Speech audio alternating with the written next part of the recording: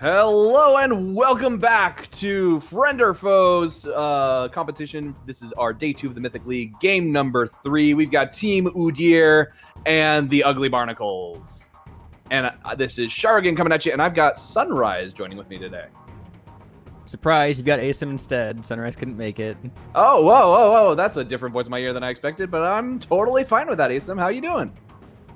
Pretty good. We had a couple of, I don't want to say stomps, but quick games earlier today, so I'm hoping for something more competitive in this one. Both these teams didn't really face much challenge in their first games going up 1-0, so we'll see how they do against each other now.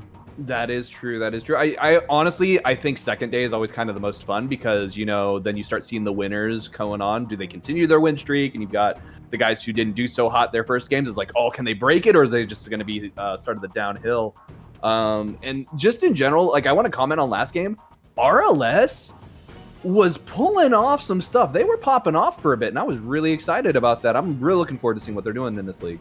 Yeah, they definitely look like they improved quite a bit, actually, even just after that first game. And into the mid-game, they were playing pretty decently. They just had some struggles playing the actual team fights out, but I was pretty impressed with how they managed to develop in such a short time. I'd like to see more from them, but we've already got these teams here. OOD just finished smashing RLS on day 1, and Tub, honestly, I mean, we saw Baby earlier today, but they absolutely crushed Baby in their first game as well. So I think both these teams have a lot of potential to be pretty strong contenders here, and we've already seen, you know, some of these players pretty long time in FOF, and see what they can do this season, I guess. You know, and that's actually a pretty good segue right into our picks and bans here, because looking at these bans right now, they are not your average picks that we usually see. There are a few staples in there, but seeing the Rel, the Draven, and the Vladimir makes me think that those are a little bit more target bans for the opposing teams. I'm trying to figure out what kind of a comp they're going to go for just based off of those, but right off the bat, we've got the ADCs getting picked out early. That kind of seems to be the general thought process now. You pick your bot lane ahead of time and then save everything else. So I think there's a couple things going on here. One is definitely, you're right, that these are comfort picks being banned out on the side of Tub. They banned out the Vladimir targeting out Big Twig, as he's essentially a Vladimir one-trick, and then the Draven and Samira clearly going at Photograph, who's a Draven one-trick, who also is quite proficient on Samira, as we saw in the last game. On the other hand, I think these ADCs coming in early in the draft is really surprising. The Tristana makes sense because it's a flex pick, and so it doesn't give too much away, but Ashe coming in this early as a direct answer to that really opens up the opportunity to flex Tristana mid and counterpick the bot lane, especially showing bot and support already. So I don't know about this coming out from Tub. Yeah, that's definitely, like, if you're picking a flex pick ADC right off the bat like that, you don't necessarily want to show your ADC hand if you're the second 2 picks. I personally, I think whatever Photograph goes on, we're gonna be looking for some spicy plays and some crazy stuff going on. I don't know too much about Big Twig's Tristana pick, so that kind of makes me think it's most likely gonna be Photographs though. Yeah, I don't think Big Twig has too much practice on the Tristana pick quite yet in this season, so I would be surprised if he could play it already, but it's definitely still something the other teams have to watch out for if they haven't scouted effectively, because it is nominally a flex pick. And coming in second and third pick here, Lily and the Thresh are just really stable, good picks here. I think Lily is one of the best junglers in the current meta, obviously. He's very flexible, can play a lot of different playstyles well. And Thresh pairing up with either the Tristana or ADC to be picked is, again, pretty versatile and matches up really well into the Nautilus, obviously. It does, and he's just kind of the king of supports. He's always been, like, top tier when it comes to picking your support. It's like you either go Thresh or you go home most of the time.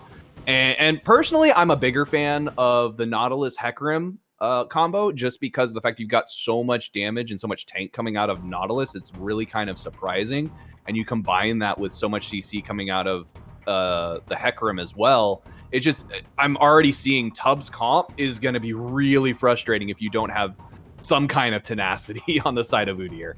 Yeah, and Nautilus definitely can be a really good pick into the Tristana, neutralizing a lot of that mobility with the auto route and also picking up the Q to interrupt the jump. But on the other side of things, Tristana Thresh as a lane is very, very strong and has a lot of all-in potential early. So if you don't play very well as the Nautilus player in this matchup to neutralize them, it can end up being blown out pretty hard. And Photograph, obviously, very, very good player, can play this matchup, I'm sure, very well. And I wouldn't be too worried about seeing the Tristana Thresh being just put in the bot lane and then seeing some solo lanes getting picked up here next. And you know, in all honesty, it's like, I know that we're talking of Photograph a lot, and I agree that it's something to be talked up. I kind of feel like Team Udyr wasn't playing in top form last time around. I felt like a little same thing, in all honesty, Ace. I feel like both of those games last time, they felt like they were really likely to win anyway, and so they just decided to kind of play a little bit screwball-y. So I'm really hoping this time around we actually get to see a little bit more of the coordination that we're expecting from teams of the Mythic League. Yeah, already this is looking like a little bit more of a serious draft, especially compared to the Ace draft from that last game. So I'd hope to see them playing a little more seriously, a little bit more controlled, and I think their picks and bans have reflected that to some extent too. You know, the Seraphine ban coming in, obviously you have to ban it, the other team even can play it, but I'm surprised seeing it coming in second rotation, because if the other team could play it, I'm surprised they wouldn't just take it first. So I'm not entirely sure what that's aimed at, but I suppose you might as well ban it if you're not going to ban anything else. And the Malphite pick coming in, with the Aatrox as well, I think, you know, it's pretty rough time as an Aatrox into Malphite. Having that AD top laner into a Malphite is always not fun. It also prevents an AD mid from getting picked up here, but honestly, they need AP anyways. Yeah. Oh, we're getting... Oh, is that going to be... So it's an Annie mid, most likely? Yeah, that's the Annie locked in, and that is almost certainly Annie mid. You can't have Thresh mid or anything. And honestly, I love the Annie pick. I think it's great right now. I think there's a lot of situations it's great to pick. It's completely a counter pick to a lot of the comp from Tub. It really screws over the Hecarim and the Aatrox and has a really good time into the Orianna. I think all around it's great, and the Orianna got picked into it, surprisingly. I don't think it's a direct counter pick in lane, but compositionally, I think Udyr's comp matches up really well. They match a lot of the aggro from Tub while being able to neutralize it with the point-and-click Annie stuns and the Thresh disengage, and Lily and Tristana do a really great job kiting out stuff like the Aatrox and the Nautilus. In one of the things I actually really like about Udyr's comp relative to Tub's is actually just the amount of guaranteed damage that's on the side of Udyr, because with Tub, you've got to make sure your Aatrox is hitting the sweet spots. You've got to make sure Hecarim is not missing his dash in. You're hitting those hooks. While on the side of Udyr, you've got the sustained crits coming out from Tristana, the point-and-click stun coming out from Annie, the absolute just beast mode of an ult from Malphite. It's like there's so much more guaranteed damage coming from Team Udyr that I'm expecting them to do really well as it scales into the late game. Yeah, and I mean, looking at these comps, you know, if we've learned anything from the TLTSM series today, it's that ease of execution is king, even in pro play, unless your name is Damwon Kia.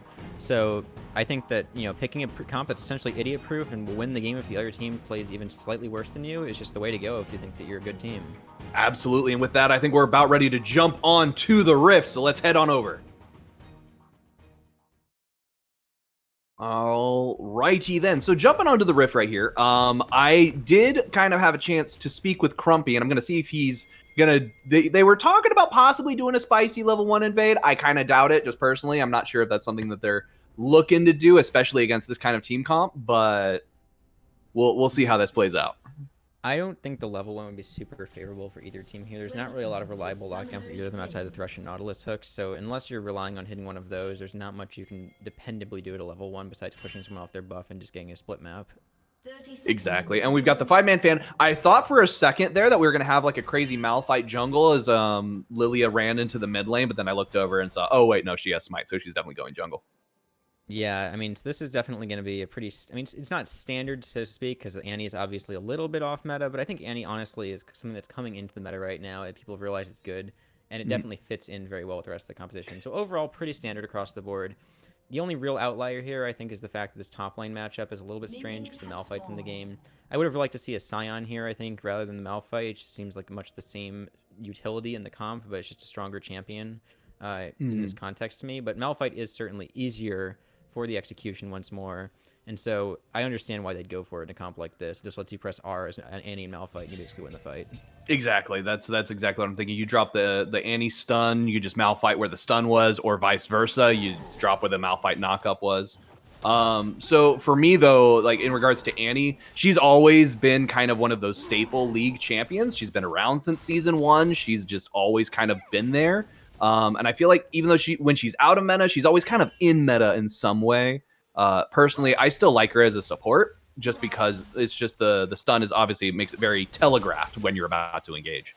Yeah, I mean, definitely below Diamond, she is always in meta. And I think going into higher elos, whether she's meta or not, just depends on sort of what the meta is around her and also how her numbers are tuned in that particular patch. And right now, she's in a pretty strong spot. So I like to see it on this patch. Definitely. Right there. You know, it's kind of funny that Malphite's skin makes him actually look really tiny. I've never noticed that. Hopefully he grows up a little bit this game, but otherwise Aatrox is looking a little beefier already. I know, just like right off character model, he's so much more beefy. But, you know, it's like we're probably going to need to watch this Bob Joan. I got a feeling that it's going to get pretty spicy. See right there?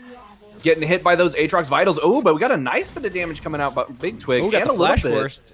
There we go. That was actually really intense. It's not going to be enough to take down Dirty Opalin, but it's definitely going to put them on the back foot.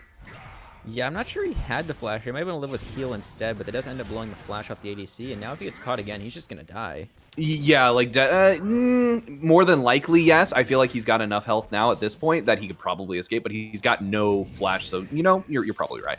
Yeah, you got to consider the fact that off the Thresh hook, you immediately can get Tristana Bomb and Rocket Jumped on, which is a pretty substantial burst of damage. And so I think if he's lower than half HP and he gets hooked again, he's just going to die. And he can't flash the hook, so it follows up off any other CC from the team. Right. Oh, and I really like what they're doing right now on the side of Udyr, where they're kind of rotating themselves into that bot side jungle, getting that deep ward, getting that vision, knowing when the jungler's on that side, and helping Soximus secure that scuttle on the bot side. Yeah, and Bob Jones also playing this lane really well in consideration to that, because honestly, like, Aatrox shouldn't really be able to be pushed up in the lane this far without risking being ganked for a pretty long time, and he's been able to hold the wave right in front of his turret, not let it crash, get that poke down with the Malphite Q, and he's not losing out on too much HP, so it's a really good lane state for him, and he's pretty safe from this gank as a result. Yeah, exactly. It's like we see Ryze right there. He's about to go in and engage on this. He can't get anything, it's just wasting his time. Exactly. He's trying to go in on that, but there's just nowhere for him to hit. He's the question mark pings coming down from Udyr. It's like, hey, jungler's topside, and Bob Jones totally safe. Yup. So that's just going to be an easy cleanup of the bot side jungle for Soximus. If I was him, I might actually be looking to take that Gromp or try and get an engage on Hecarim as he comes back down for that bot side jungle. Yeah, something else to look at, though, is this bot wave is bouncing, and the Udyr bot lane is going to be close to their turret, while the other lanes have to be overextended here, so something pretty bad Wuhan is just not hitting those, what are they called? They're not called vitals. There's sweet spots? Sweet spots, yeah. Sweet spot. He's just not hitting those sweet spots against Bob Jones when it counts. There we go. He's getting a few, but it's after the... Oh my goodness, that first blood. Way to go. I was not expecting that because Malphite still had flash, but... Yeah, he flash Q3'd on him and just didn't get the flash counter on it, honestly. I mean, it's reaction time, and unfortunately is not able to make it. So that is a pretty big first blood going over. Aatrox getting that kind of... That is a huge first blood, and we got a second blood coming down right here as Ryze just picks up that Annie. That was intense. So, okay, I got to take it back a little bit right now. Tub, I was sleeping on a little bit, but they are very clearly, they've got a game plan. Yeah, I think, that mid kill isn't the end of the world in isolation. Normally getting ganked there is bad, obviously, and he really shouldn't die, especially blowing the flash for it, but, you can recover from that. I think the worst thing is really just the fact that Malphite ends up dying solo top lane, which means you have to blow both mid and top TPs. And so Crumpy now has the only TP on the map to respond if he needs to go bot lane, if he needs to go top lane. It gives Tub a lot more agency on the map right now. It does, but at the same time, Wuhan doesn't have his TP either, so that is kind of like the top lanes are just not going to be involved in the fight. So you can kind of take that into account as well. You won't have the TP from Big Twig while Crumpy still has his, like you mentioned. Yeah, the other thing to look out for here, though, is that Bob Jones does still have his flash because he didn't flash earlier in that fight when he died in the solo kill. So maybe they can take advantage of the flash advantage on top lane if they really look for it, but it's going to be hard. I mean, it is looking on this Aatrox with a 25 CS lead at this point, and I don't know what they're going to be able to do with it. Yeah, we're going to have to basically kind of just see how this game plays out in the long run. I have a feeling it's going to go fairly late game just based on these team comps alone. Right there, Wutan's already got 6, so he's hitting those sweet spots now. Was like the initial one he seems to miss, but he's okay missing that one because it basically means that Bob Jones can't walk away without flashing. Yeah, he's going to crash this huge wave for Bob Jones to collect, though, so I think he's going to catch up a decent amount of CS here if he's able to CS well under turret, and hopefully only be down maybe 15 CS after collecting all of these if he's does it correctly, but I mean, at the end of the day, you expect to be down against Aatrox, and he's pretty lane dominant, and even as a Malphite, until you get a few items, it's pretty hard. Ooh, that flash almost was a little bit poorly aimed. Engines nearly still got hit by that. We got Photograph jumping in on the Raya right there. That's actually a really good Tristana jump. Yeah, they're going to zone them off the dragon. I think he's too low at this point to contest. This should just be a free dragon for Udyr. It should be a free dragon for Udyr. We'll see if they'll let it be a free dragon, though. Looks like they're going to give it. Yeah, they are going to just go ahead and give it away, and that is the smart play in the long run. Yeah, and so now looking towards the late game, obviously, like having that dragon stacked up at this point, it's pretty nice. It means the other team can't force soul fights pretty early in the game. It means you get your time to scale up, and I mean, I honestly think it's a pretty big deal at this point, because unless they can force early soul fights as Tub in this game, you can't really reliably force things into the mid game, because your team comp, well, it spikes in the mid game, doesn't actually have anything to require your pressure to be attended to unless you actually have an objective to fight for. And they don't care anymore. These dragons can be given until basically 3rd dragon for them, and then they'll have to fight for soul point. At that point, they've scaled up. So as long as Udyr just plays a stable game from here, I think it gets really hard for Tub to do anything. It really does. And like even right here, Bob Jones, he's taken a decent amount of damage. Once he gets some items, though, I think he's going to do pretty well against his Aatrox. He's only got the 2 cloth armors right now. And while Aatrox has got that, I can't see what it is off of the cooldown. I think that's an Iron Spike Whip, if I had to guess, but I cannot see it. It is an Iron Spike Whip, yes. Yeah, so Aatrox definitely going for more damage. Yeah, but early the thing on to note also here is once Malphite just picks up the Bramble Vest in this matchup, it gets considerably easier. So he's just kind of waiting for that spike here. He's going to pick up the CS under turret. And I think as much as it's nice that the Aatrox is getting the CS lead, I think just good job, Crumpy, getting that big twig. Is taking a lot of damage, and it's probably going to stun under tower though. But the stun under tower is not going to be enough, as Ryer is able to just kind of dash his way out. Antunes looking for the hook. Antunes, look at that, way to go, Photograph jumping right on top of the Crumpy. That's a missed thresh hook though, which is going to allow Crumpy to escape. Yeah, just some mechanical misplays coming out there from Udyr, not quite able to clean up the kills on the backside of that dive. Just a little bit, and Bob Jones having to walk to the wrong side of that in order to keep from getting pulled in. But now he's just kind of hovering under turret, and this is going to be an easy plate for Wuatan to pick up right there. Yeah, so he is getting the advantage he needs in this lane, but he's just sitting really far up in the lane the whole time, and he's kind of gone unpunished. He's been under Bob Jones' turret for what I want to say is like the last 5 or 6 minutes, and hasn't gotten ganked. So I guess we're finally seeing Soximus come up here. Maybe he can finally pick up the kill. I was about to point that out. Soximus is up here. I believe the ulti on the Lilia is up. That is an ult coming out from there, and that is going to be a huge bowling ball right to the face of Wuatan. Yeah, and it's really nice that Soximus actually picks up the kill on, I guess, the Dark Harvest stack, and he also accelerates him on Lilia, which is pretty meaningful in this game, considering he's already down farm to the Heck Rim, so he's actually going to this poor Big Twig is about to get triple ganked. No, he senses it. Okay. He knows what's up. He He's just out of decided there. to walk away. Although Photograph now, but Photograph sees the arrow and just manages to pull back. Obviously, it didn't hit. Otherwise, we would have seen some more action going on there. Meanwhile, he goes ahead and goes back to the mid lane. That's a great sleep. That is a great sleep. Way to go, getting the pickup on the Crumpy. That was and you can see that played. chain CC coming in. It's just so easy for him to set up kills with the sleep, with the Annie, and with the thresh hooks following up on all that CC. It's just like, I mean, again, the comp's idiot-proof. If you don't int, then like... Exactly. I'm not entirely, like, I think that's exactly it right there. Photograph going in way too deep, but we got Lilia coming in, trying to get off. That was a good ult, but it's not going to be enough as Photograph goes down. Soximus is getting a lot of damage off. Not quite. Ryer might go down to the burn. There it goes. 2 kills, maybe 3. It might be, but I don't. We're going to get the Lamar Lizard taken out, but Ash is going to be able to walk away just fine. Yeah, didn't but is he gonna get the kill? Oh, he does not quite get it. There was a flash somewhere there. Here we go. Down Nash too. Way to go, Big Twig, coming back for revenge, trying to get something for themselves. There they go, dropping the teddy bear right on Ash's head. I don't know if you need to ult for that. I think you could have just pressed Q, but that's fine. Yeah, that's kind of like the dominance assertion play, I think. Yeah, that's fair. And I guess, having Tibbers up isn't the end of the world. It's still a big bear you can carry around with you walking to mid lane. And in the meantime, Bob Jones taking a lot of damage, even with that Bramble Vest right now.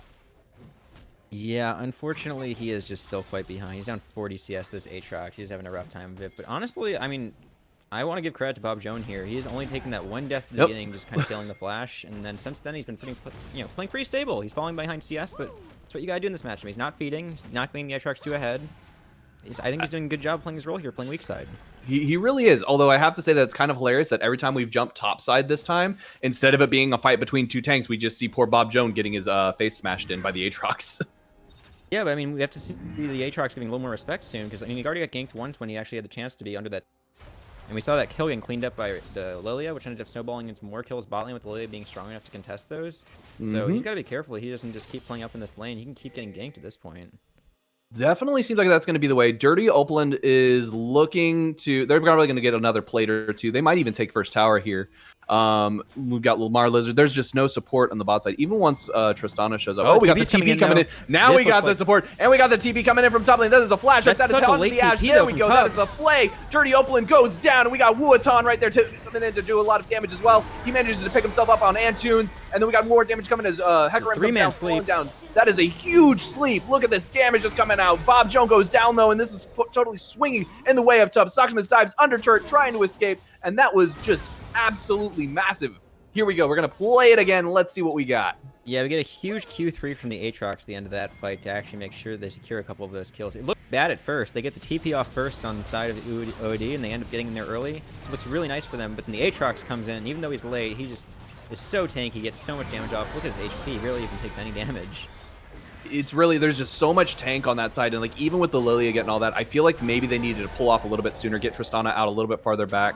Just the Hecarim sitting in on this, there was too much tank from him and Nautilus to really kind of lock that down, and that should be an easy Drake pickup for Tub if they want it.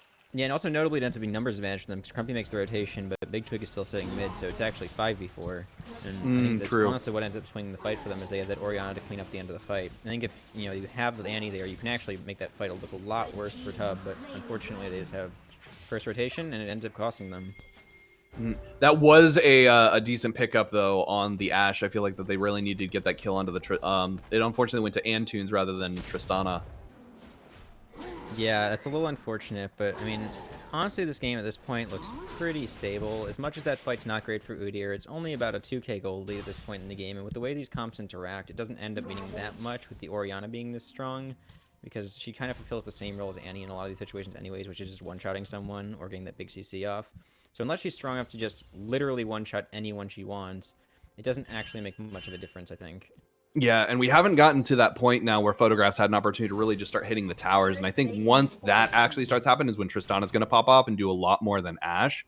Ashe is going to be great in those team fights, but when it comes to actually taking the objectives, Tristana's where it's at. Yeah, notably, Tristana's actually been allowed to live pretty long in these fights and get quite a bit of damage out, but he's just not an item yet, so he doesn't quite do as much damage as you'd hope from a Tristana free-firing in a lot of these fights. But as this game goes later and he actually picks up a couple items, they can't keep playing the team fights like this and letting Photograph free-fire, because he will eventually start melting through them.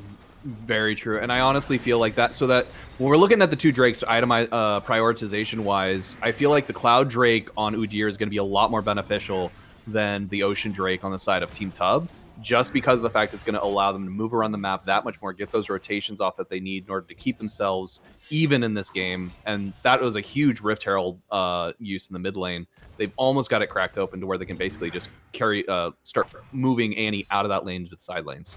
Yeah, it's a little bit of a sad Rift Herald. I think you kind of want to get more out of it than just taking half the mid T1, but unfortunately I think their time was starting to expire and they just felt like they had to use it somewhere. So it's not the worst thing ever. They get a charge off on mid, and all things considered, they'll probably be able to crack the mid T1 at some point in the next few waves. But there we go. That was a nice ult by Malphite, which dead. makes it easy for the Lily Asleep to come out, and that is going to be a huge amount of damage coming out as that bowling ball just gets smacked on his head.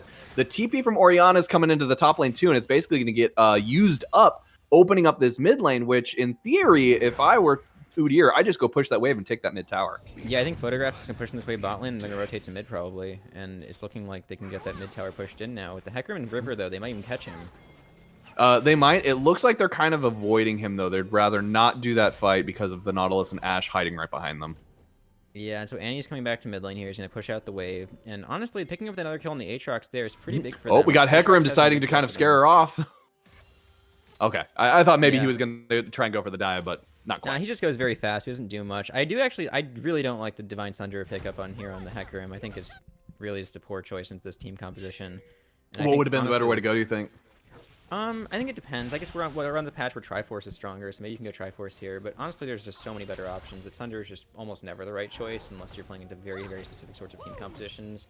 We're going to be playing these extended sort of fights where you can proc it multiple times. You're going to get a lot of resets off, but I don't think it ends up mattering here, and the stats just aren't worth it. On the other hand, I think that actually it's worth pointing out that Soximus' build, I'm actually a really big fan of here. He's going for the Andres first, and he looks like he's going into, well, he picked up a Seeker's Arm Guard and a Dark Seal. He's recognized the fact basically that they're super ahead in this game in terms of jungle, and if he can just keep that lead up, and he just has the AP threat here in addition to the Annie, they're going to be able to delete people from like basically full HP if they get a single sleep off. Yeah, and I guess being against an Aatrox, Hecarim, and Nautilus, that makes that burn actually a little bit more useful than some of the other options. Yeah, because they have to fight in melee range. They're just going to keep getting procced on them. They can keep cutting them out and getting that burn, and it just ends up being really frustrating. Exactly. Poor Bob Joan right now. He's getting himself caught out a little bit. Wuatan is basically in control of this top lane. That Aatrox is just doing a lot of work. Yeah, I mean, he's still up like 50 CS, so it's just a rough time up there for Bob Joan. But he's not even at a full item yet, and Aatrox is on Gore Drinker. I think once he completes a full item, he'll be a little bit more okay. But yeah, he just got to kind of And right now, Bob Jones, I think he feels that he's in a bad situation he has ult, right though. I don't know about this dive. Yeah, I was going to say the dive is going to go in their favor, though, just because they have enough damage on the side of Tub. Because Ryer right there, even though he was tanking 2 tower shots, they're able to take him out before it like, actually starts to become a problem. Yeah, I think Bob Jones had to hold the flash for the Hecarim ult and try to predict it, but unfortunately it wasn't quite. Ooh, there we go. They got the flash, spin, sleep coming out from Lilia. That is a decent amount of damage on the Crumpy, but not enough to actually get a kill. But they are going to pick up the mid T1, which ends up being a trade of Bob Jones' life with the mid tier 1 turret. I don't think that's the worst thing ever for Udyr. Obviously, you don't want your top laners to be dying, but they don't actually end up taking much. Antunes walking right into Lamar the Lizard, getting stunned before he can actually do anything. Flay comes out. Lamar is going to take a lot of damage. We got a photograph coming in right here. That is a nice survive by Antunes. We got a TP coming in as Wuatons takes a lot of damage from the Tristana as he just TP'd into the wrong spot. Yeah, Tristana damage really coming online already. Pick up the Kraken Slayer now, and you can already see the difference. He's almost completely just shredding through the Aatrox, where before he was barely tickling him. That Kraken Slayer is by far one of the scariest ADC items, like in my opinion. Just how it functions. A lot of Tristana players go Gale Force, but I think in a lot of situations it's correct to go Kraken, and you actually lose so much damage by going Gale Force, people don't realize it. But I think it's really smart of Photograph to pick up the Kraken Slayer here, knowing that he needs to be a primary damage threat for this team, because he's the only AD damage. Exactly, and then you've got a Mountain Drake pickup here, which is going to provide that much more tankiness for the side of Udyr, which is something that Tub doesn't want to see, because they're able to burst down Udyr pretty well, and so if they get any resistances at all, especially free resistance from that Mountain Drake, it's just going to cause them problems in the late game. Yeah, and Mountain Soul is one of the strongest souls at the moment, and honestly, just stacking Mountain Drakes into Mountain Soul for Udyr, if they're able to pick up a couple more of these Mountain Dragons, it's going to be really hard for Tub to play the game with these champions, because Aatrox and Hecarim, and even Orianna, really don't like playing into Mountain Drakes and Mountain Soul, because they need to get that burst off, they need to get that, really big damage off in their combos. If that's just soaked by a shield, you're just useless. After your Q3 goes on Aatrox, you're just stuck there autoing people, you don't do anything. Exactly. That is the big problem right here. Bob Jones, we were talking about it. See right there, that was a good use of the dash. He manages to actually dodge the chain though, so he doesn't have to worry about that. But Bob Jones giving Wuatan the respect he absolutely deserves. Antunes right here looking for a little bit of a spicy play. It looks like he throws out the lantern, throwing out the flay, trying to get the hook off, but he pushes Lamar in the wrong direction. Yeah, I don't know about the TP from Big Twig. That seemed a little bit over-ambitious from him. I'm not sure they're ever going to pick up that kill, even if he does TP all the way in there. So they end up wasting mid TP for essentially nothing. Now there's TP advantage in mid, and neither top laner has TP. So once again, we're in the position where Crumpy can be the first one to respond to any play on the map. And Udyr can't really play proactively around the map because they're at risk of getting numbers advantaged on just by Crumpy TPing in behind them. And we got Trist in the bot lane now. She's trying to finish off that bot tier 1. Doesn't quite manage to do it. That is a good flash by... Look at that. Well, so the shockwave was coming out a little bit late, so Big Twig was able to avoid it. But then we also have at the same time, right now, I think we're about to see an Annie stun come off. Let's see. Aatrox is just... Aatrox is in the back line. He's in a bad spot, but look at that healing from the Gore Drinker. Jeez Louise, that was crazy. Big Twig does not have his stun up at the moment, but it's going to come up here once they use their next ability. I can just wait. Tipper should be coming up here momentarily, I think. Ryer right there in the meantime is just doing all of the work, tanking some tower shots. Doesn't need to worry about it, though. Antunes is the only one left alive for the side of Team Udyr, and Wuatan is just trying to go for this, tanking way more than he needs to, in all honesty. Oh, Photograph we got here. Photograph coming in for the cleanup. That is a 1, 2. Let's see if this is 3. Here we go, trying to take down the Dirty Upland, but does not have the damage for it. No. Here we go. Oh my goodness, Antunes and all of that is an ace for the side of Top. Photograph just got too big for his britches right there. Yeah, I think that it's really just the heal difference coming through, to be honest. He didn't realize that he wouldn't have the damage to one-shotter with the ult there, and then ends up having to run away and gets caught out on the other side with the dash volley. But honestly, I appreciate the effort. I think, you gotta go for that at some point. He wasn't there with his team when they were team fighting. I think it's the primary reason they weren't able to win that team fight.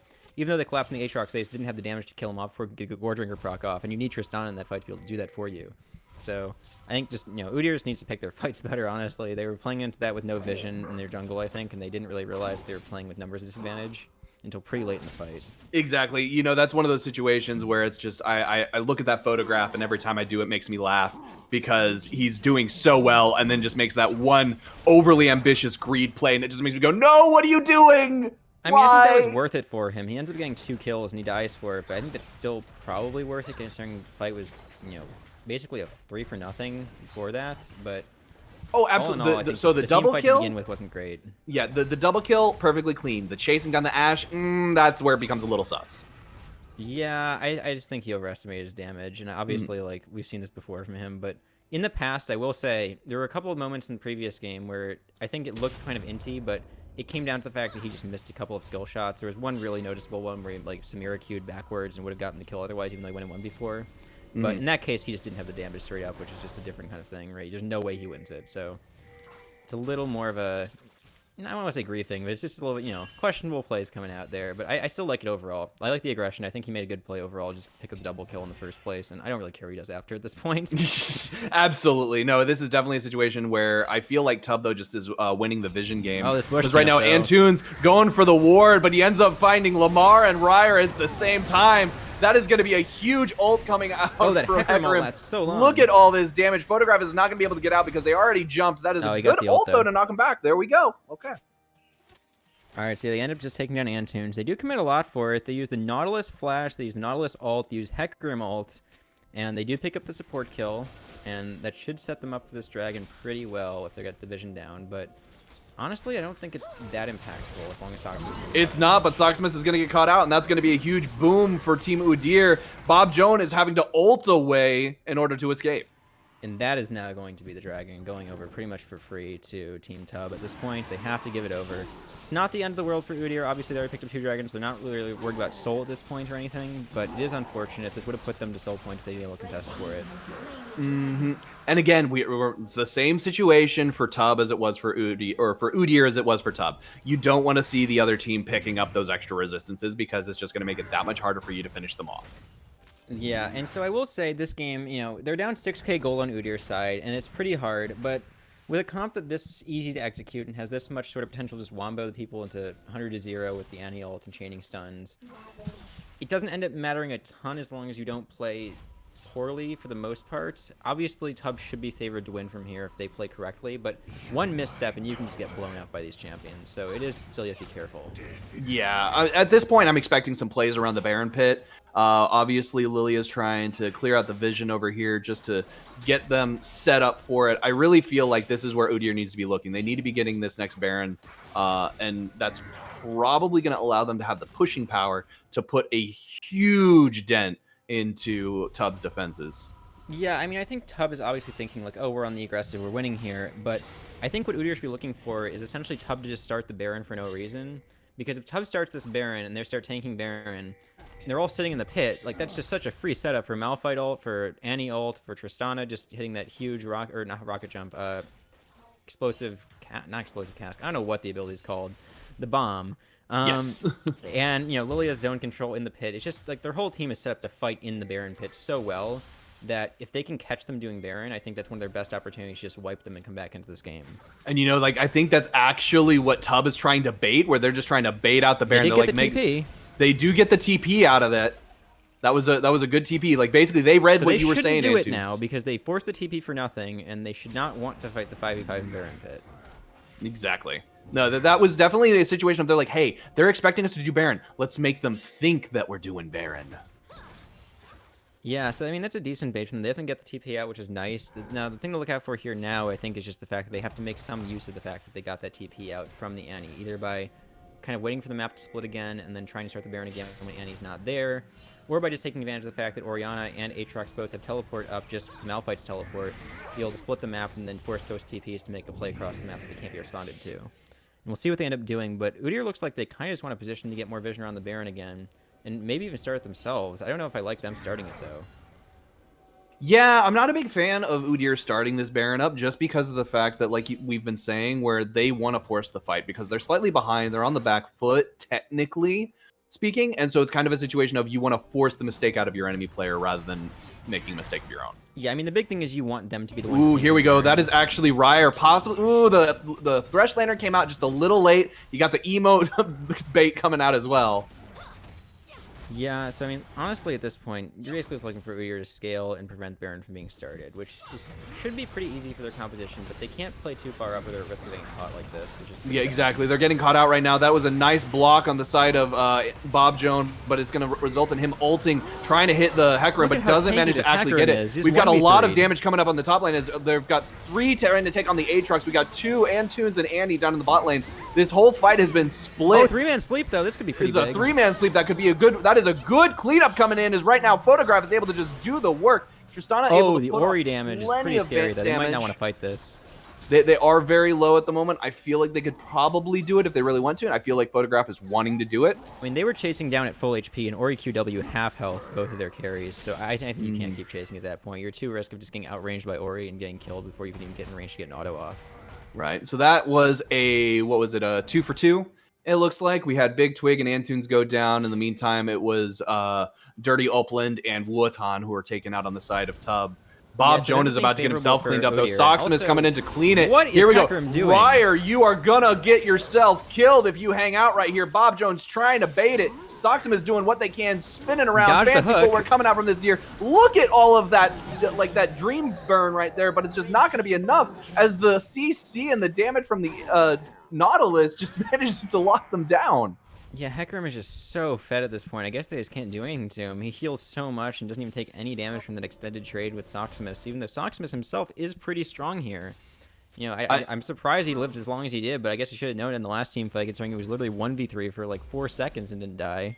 You know, I really feel like that was a combination of the Divine Sunderer and Locket just doing the work. You have that Aura passive that was allowing Nautilus to just give armor over to the Hecarim, and so he didn't even have to worry about some of the damage coming through while healing up as much as he was.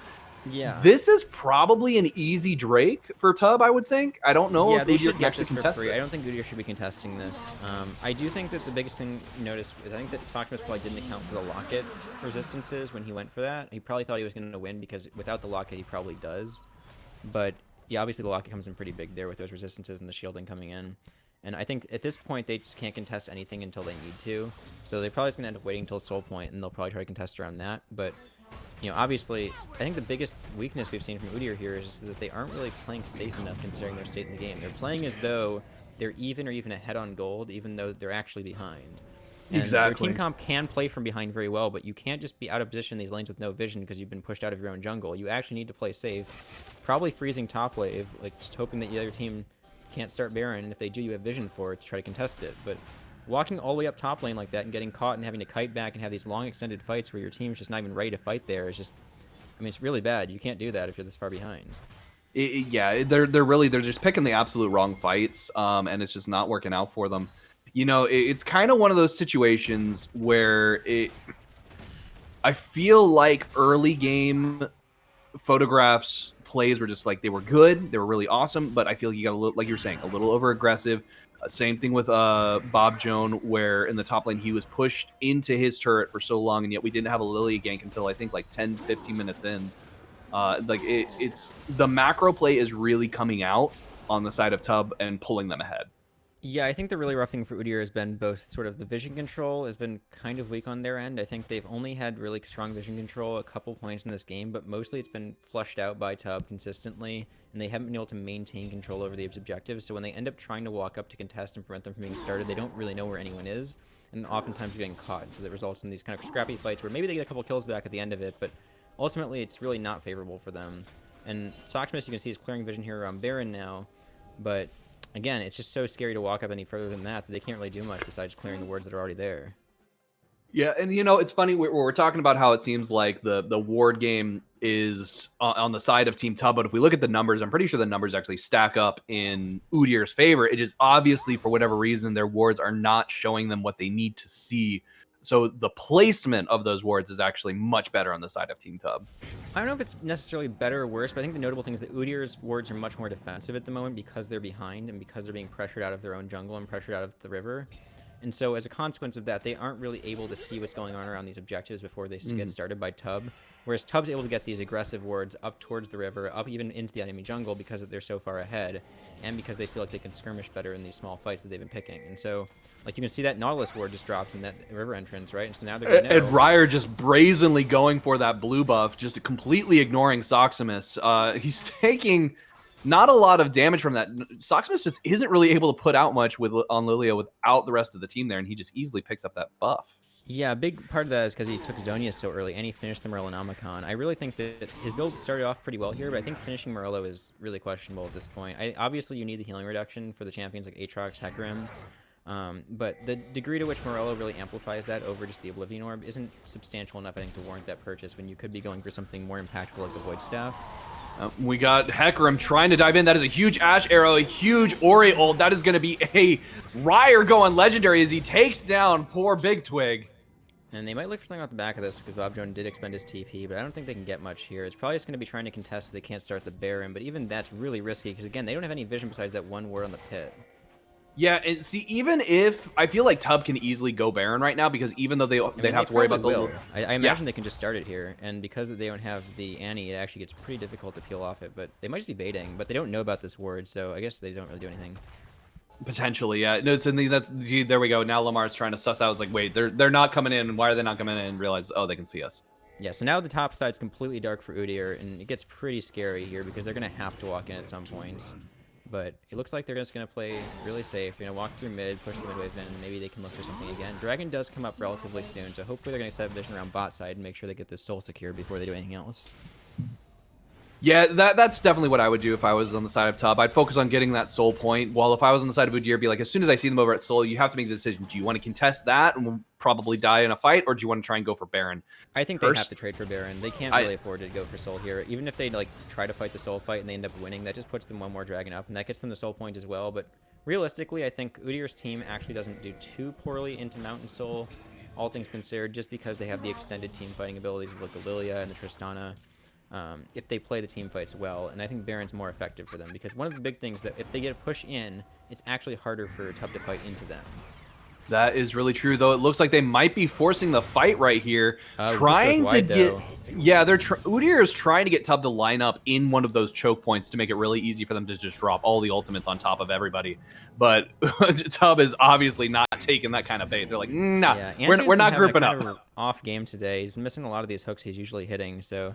I hope that he can pick it up for this team fight because it's really going to come down to whether they can get that lockdown on one of the key carries. Exactly. And I feel like, okay, so they've separated Wuatan. They put him on the back line. They're kind of expecting the flank. Oh, the Hecarim goes there we go. We got the Golden coming out. That is a huge amount of damage as Annie gets that shutdown. Ryer is now separated. He's taking damage from Soximus and Photograph. In the meantime, Antunes is doing what he can to just peel off the Wuatan. Wuatan is not able to get in and help. He's going to take a lot of damage, and that is going to get him taken out as well. He's trying to go into Photograph, but it's not going to be able to do it. That's going to be a double kill going over to Photograph and a easy Mountain Drake. It's a complete disaster for Tub. They played that fight about as bad as you can play it. Hecarim tried to dive into the back line, but didn't realize that Annie just had this double stun buff on both of their main carries in the front line. And so it ends up having no peel for them. They just get completely demolished on both sides of the fight. The sustained damage from the Tristana is able to eventually take down the Aatrox and the Hecarim that goes onto them. And it just ends up being a completely terrible fight from them. I can't believe they lost that. Exactly, and I think that's going to be a Baron, too. Yeah, no, that should be a completely free Baron now with these death timers, and also having that third Mountain Drake putting them on soul point and the additional resistances. Udyr is actually in a pretty strong point to win this game, even though they're still down a couple thousand gold. This Baron should put them even. Exactly. Okay, that was just absolutely spiced. Like, that was beautifully played. So well done. And someone went golden in that last fight. I believe it was Soximus, but I'm not entirely sure. Looks like Soximus and Crumpy both have their Zonias still on off cooldown, so I don't know who it was. So Big Twig did not have. Oh yeah, so Crumpy might have gone golden. No, I'm pretty sure it was the side of. It might have been Big Twig going golden, and then he bought Zonias on the reset. But yep, I don't exactly. He backed, so I don't know who it could have been. Yeah, it was definitely like someone avoided Hecarim damage essentially, and that was what turned the whole fight because he basically missed one of his main targets. And I'm pretty sure it was Lilia then, I think, given the backline dive he went for. But yeah, I think all things considered, really what's coming down to is kind of what we talked about at the very beginning of this game. Udyr's comp is idiot-proof. If you mess up into them, they will just wombo you and you will lose. Exactly, so, like just so many point-and-click stuns on their side. In all honesty, it's one of those situations where it's like, I really hope if we could get that clipped and actually have it available for FFS Lounge, that's actually a play I would really like to have seen at the end of it, just to go over it again, because there's a lot to unpack there. Yeah, no, that's just a great example of the front line ditching the back line for an all-in play on people and just ending up, the back line gets left out to dry and they just get completely demolished. And right here, we've got a massive push on the bot side. We're going to have, as this lane gets pushed in, we've got top pushing in on the side of Tub. So basically, it's going to kind of be, let's take this bot turret, and then I don't know if I'd push for a tier 3, personally. I don't know if I'd go for that inhib turret. Yeah, it is a bit hard to play this as OOD just because they have a hard time playing more than one lane as a result of the way their comp works. It kind of relies on all 5 of them being there, and none of them can really solo lane effectively aside from maybe the Malphite, but you really want him here to peel. True, but you've got a massive amount of siege potential though, just with those Baron-empowered minions. Yeah, like, look at that turret. That they one. don't even have to touch it themselves, and the minions will do all the work. Antune's missing yet another hook. Hate to see it. It's like, I see that they want to engage really hard onto Udyr, but Udyr's got all of their stuns back. Like, you've got Annie who's ready to drop that ultimate. You've got a Malphite ult that's already up. You got the hook on the wall ready to go on Thresh. Yeah, I mean, it looks like Tub just gonna go with the do nothing and lose plan. Exactly. Like, I really don't know if Tub could do anything other than do nothing and lose. So the really rough thing for them is they actually have pretty limited wave clear options. The Ashe and the Orianna have enough range to clear against these champions, but it's really hard to walk up without getting one shot when you're in stuff like the Malphite and the Annie. And on top of that, the Aatrox and Hecarim have the really big problem that we didn't really experience earlier because they were so far ahead, but both these champions have a really hard time playing the game from behind. Right? You want to be able to go for these all-ins and just kind of stat check people pretty hard. Not even necessarily stat check them, but just get these huge combos where you can just keep hitting people, keep healing, keep living, drain taking off them. And because their healing is depending on their damage they're doing, if they're behind, they're both healing less and doing less damage. They're less survivable, and they'll live for less time, do less damage.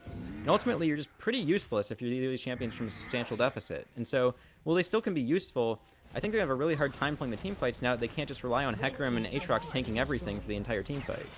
Exactly. Now that that's the situation there, Ryer right here is about to get caught out. He sees Soximus jumps right on top of him. That is a nice Ashe arrow coming in to try and do some damage. We've got Big Twig coming in here ready for the drop down. They don't have their stun up though, so that's gonna be a lot of lost damage. That is a huge misplay on the side of Udyr. This is going very poorly for them as Tub just starts to clean this up. That is a shutdown going on to, I believe, Nautilus. That was just not what you wanted to see happen for Udyr. Yeah, so you can see why Udyr's comp wants to stay stacked up like that, because when you split the fight like that, you basically have no way to defend your carries, and even the front line's pretty squishy, because Lilia really doesn't have many tank stats. She can go in, she needs to be able to be in melee range, but she can't afford to just be in front of 3 people like that with no other support. Exactly, and with a Malphite Thresh, really the only thing you're able to do at this point is just maybe prevent the Nexus turrets from falling. Yes, they're going to have to lose the game here. I think they can clear the wave, but... They can definitely clear the wave. We're going to have Bob Joan going in on the backline. He's going to be taking a lot of damage. This is going to be both Nexus turrets down, though. They might be going for the rushed finish, though. Maybe they can do it. This could be game. Like, this is going to be really close. There's not enough CC on the side of Udyr as Tub just manages to clean this up. Yeah, Bob Joan can't quite clear the wave in time. Ult doesn't quite get all of the minions, and they just get completely demolished with those Nexus turrets going down in, like, 2 seconds. Was intense. Like, just straight up, that was absolutely ridiculous. I mean, we're looking at this right here. That should have been that last fight for Udyr. That's another one I'd want to have for the FO Lounge just to kind of analyze it, because that lost them the game. Like, they were doing so well, but they separated themselves, like he said, and he wanted that to be a 5-stack, and just fighting in the jungle is what Udyr wanted to do, but they weren't there for the fight. Yeah, I'm not even sure they want to be fighting in those sort of small quarters, though, because it's really hard to avoid the Aatrox knockups and the Hecarim damage and everything when you're in those small little chokes, especially with, like, the Ori Ball zoning you. I think they actually would rather be sort of in the river or even in the Dragon Pit or the Baron Pit when they're coming into you and you're not the one who's constrained in your positioning. Because when you don't have to, or you don't have freedom to position against a comp like this, you basically just get hit by everything. I see what you're saying.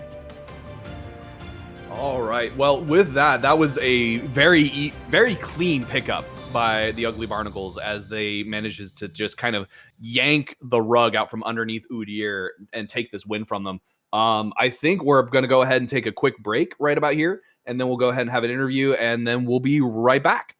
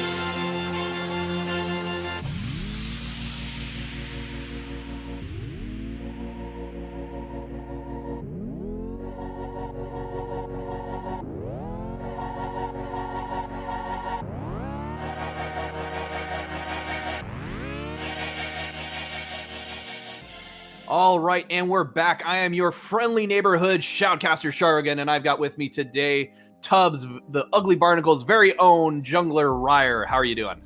I'm doing good, thanks. You are very welcome. So that game did not exactly play out the way I expected. Okay. So did it play out how you expected? Yeah, for the most part it did, yeah. So what was your game plan kind of going into this? So we had an idea that their bot lane would be like basically funneling their ADC because he's the highest ranking player. So we focused a few early bans on him. And we knew our top laner had advantage on lane because of the champ pools. So tried to take advantage of that early too. And then eventually just played off the bot side when we could, when we had ults. Okay, so yeah, like you guys, obviously this came down to a macro play fight. Where your team comps were so well put together. Can you kind of give me a little bit of an insight, especially towards the end of that? Like, what was your plan going in as Udyr started to kind of build up their momentum again, and you just saw a moment to take that rug and yank it, flipping them over? Yeah, it was exciting, honestly, having such a close game, even though we did throw at the drag. But I saw that they weren't all together like they usually are. So I thought I could maybe catch somebody, potentially the Annie, because I saw her mid lane. But then the Lilia came up to me, and then I just saw that chance and I took it. And my team followed up, and that was it. So if I'm remembering correctly, last game you actually picked up Hecarim as well. It feels like letting you have Hecarim is probably a very bad idea. Is that kind of like your favorite comfort pick? I actually played Echo the last game.